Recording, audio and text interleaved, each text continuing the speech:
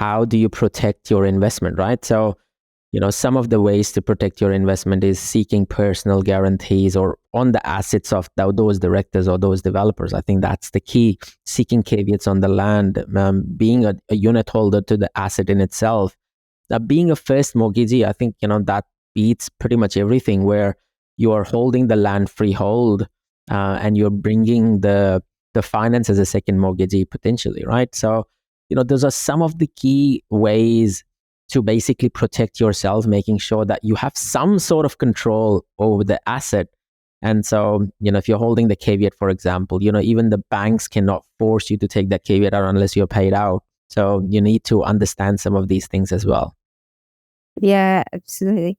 What are some of the legal agreements and considerations you think our audience need to be aware of? And again, get legal advice, but in terms of what you've used or you've seen.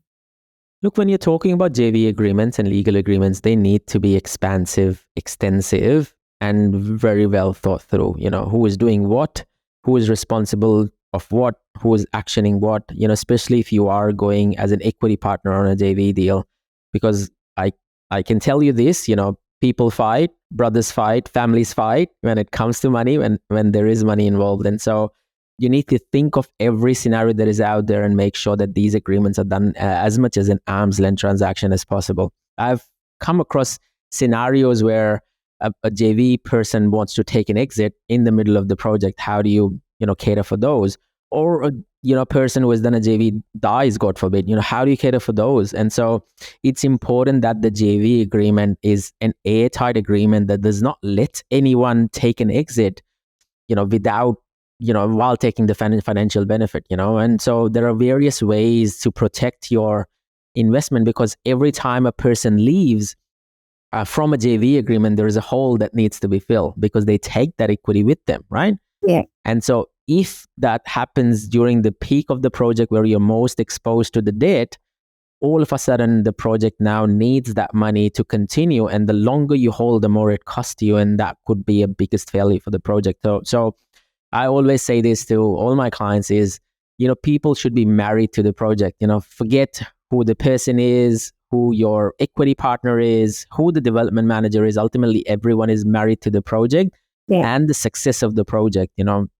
Yes, the relationship matters, but when it comes to JV partnerships, ensure that this is a very well thought through agreement that you're putting up there, and with no surprises. Try to, don't go on handshakes, don't go on good faith. And, I've known him for 20 years. I've seen friendships of years and years broken down because of these JV agreements. Absolutely. And it does. I mean, it's the good and the bad thing about JVs is that because if you're talking about a project, there is generally a finite time that you're in that agreement. So that partnership.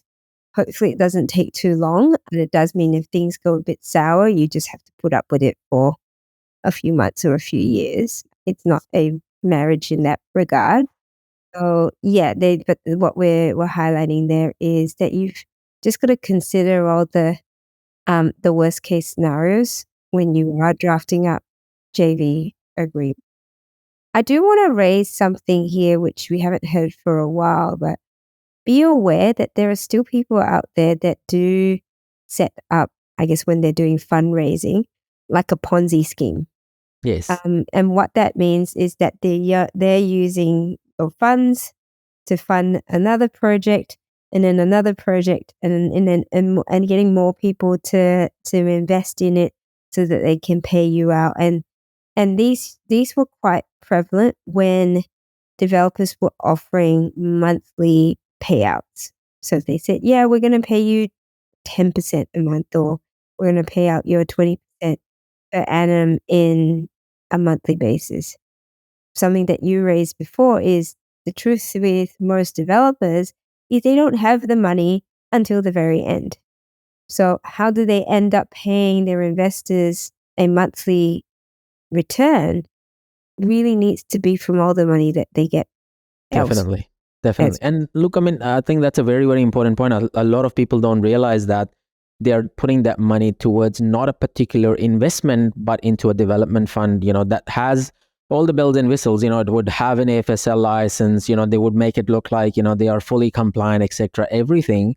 But understanding that those development funds could be, in cash flow problems, could be in a lot of losses, and they are catching up on those losses from some of the profitable projects that they're doing, right? So Yeah. it just takes one project to create that domino effect, and all of a sudden, all of their security are being called upon by a mortgagee or by a financier or no bank lender, who is waiting and twiddling their thumbs, waiting for that to happen, because naturally they don't want that intentionally, but that's how they actually make a lot of money, right? Understand that, especially when you come into the development space in the development world, a lot of non-banking financing or fund management happens through here, right?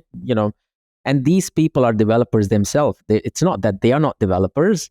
So it's important for you to understand that they would not take, more than 2 seconds to basically take over their project and get that money back quite quickly. And they have no intention or interest to finish off the project. All they care about is getting their money out and selling this to the next person or cashing it out. So it's important that, your risks may not be protected if you are not the first mortgagee or there's not enough money in the deal. Even if there is money in the deal, sometimes what tends to happen is because that amount wasn't raised or that cash wasn't available and the construction couldn't finish, for example, these loan sharks would still come in and basically sell off the project and get their money back. And so you need to understand some of these intricacies, that just because there is money in the project doesn't mean that you would be paid out. And again, there is numerous number of examples. Jump on ASIC, look at managed schemes, and you would see countless number of examples about how these Ponzi schemes or these development, take place and how people are being ripped off.